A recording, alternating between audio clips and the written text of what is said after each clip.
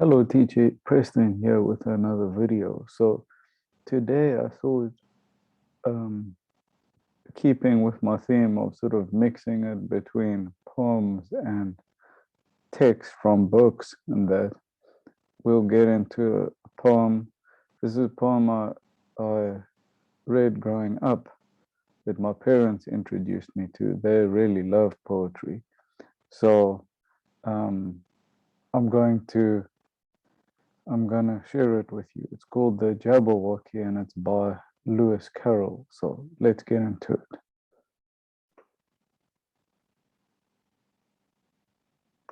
Okay, push the share button. So I'll read it first and then we can get it. 'Twas brillig and the slithy toves did gyre and gimble in the wabe. All mimsy were the borogroves and the mome raths outgrabe. Beware the Jabberwock, my son, the jaws that bite, the claws that catch. Beware the Jubjub bird, and Frandus frumius bandersnatch. He took his vorpal sword in hand, long time, manxome foe he fought. So rested he by the tumtum tree, and stood a while in thought. And as in uffish thought he stood, the Jabberwock with eyes of flame came whiffling through the tugly wood, and burbled as it came. 1, 2, and through, the vorpal blade went snicker snack. He left it dead with its head, and with its head went galumphing back. And hast thou slain the Jabberwock? Come to my arms, my beamish boy. O frabjous day, Kalukale, he chortled in his joy. 'Twas brillig and the slithy toves did gyre and gimble in the wabe. All mimsy were the borogroves, and the mome raths outgrabe. So let's get into it. So this is not necessarily written for meaning. There are a lot of sort of made up nonsensical words, but let's get into it anyway. So here we go. Let me get my pointer.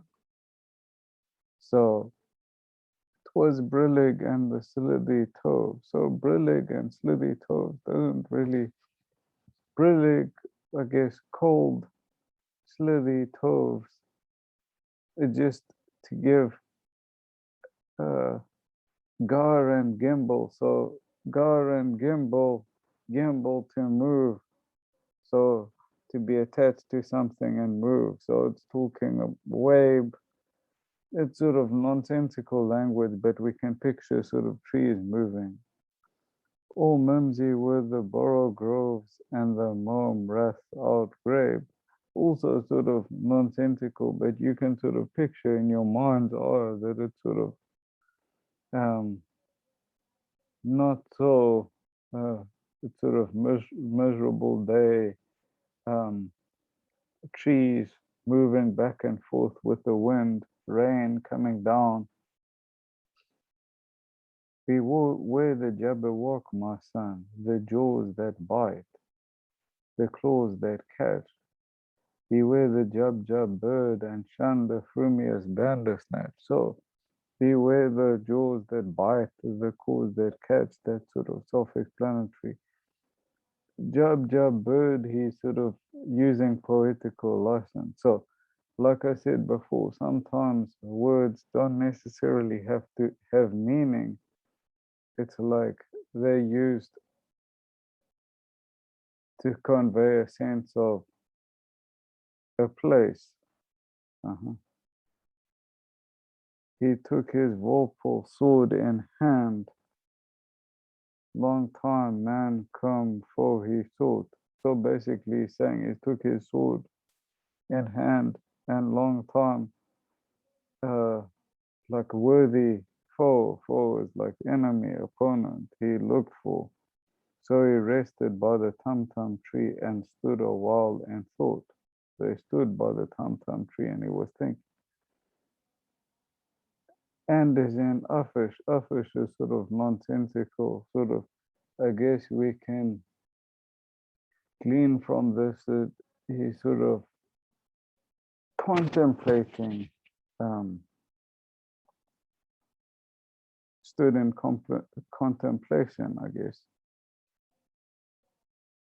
The Jabberwock with eyes of flame. Eyes of flame. This is very good because this is describing what it looks like. Came whiffling through the tulgey wood and burbled as it came. So whiffling also a bit sort of nonsensical. We can sort of picture this creature with eyes of flame, sort of whiffling like a light wind and burbled as it came. So like burbled, like bubbled up. 1, 2, 1, 2, and through. Also, just he's describing sword strokes of him killing the Jabberwock. The Vorpal blade went snicker snack. Also very good in English. The sort of sound of what the sound that an action makes. I think if my memory serves me correctly, is called onomatopoeia. Big word there. So snicker snack. So it's a sound talking about how the sword cuts. Or like another example is like the horse hooves, went clippity clop along the cobbled street. Clippity clop is also a sort of onomatopoeia. Okay, so let's go down. Give me 2 seconds.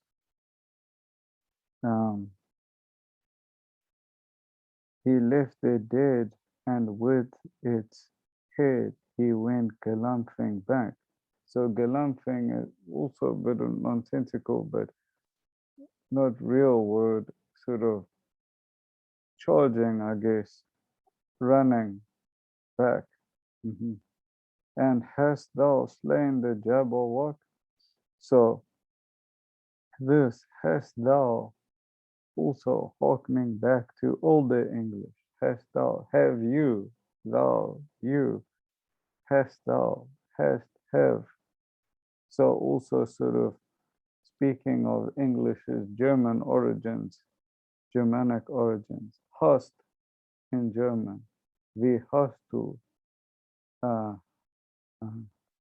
So slain the Jabberwock. Slain is an older word for killed. Come to my arms, my beamish boy. Come and let me hug you, my beamish, sort of happy, joyful boy. Oh, frabjous day, kalu kale. Also nonsensical, but it sort of gives the impression of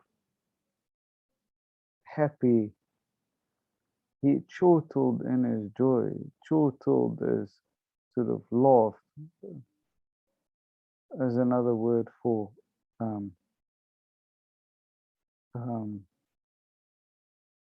laughed in his joy and his happiness. And then this, 'twas brillig and the slithy toves did gar and gimble in the wave. All mimsy were the borogroves and the mom wrath of grabe. So the paragraph he started with is the paragraph he finished with. He's sort of doing a bit of a Abraham Lincoln here. Sort of tell them what you told them, and then tell them again what you told them. So a way of sort of completing it. I guess also a way to sort of set the final mood before finishing the poem. So let's just so as I said before, it's not, words don't necessarily have to have meaning, and a lot of a lot of poets use nonsensical words or made up words to create an impression. So because they use it like artists would, impressionists would paint an impression of something, they use words to create an impression so that you can see it in your mind's eye. Thank you for joining me for today's lesson and see you in my next video. Bye bye.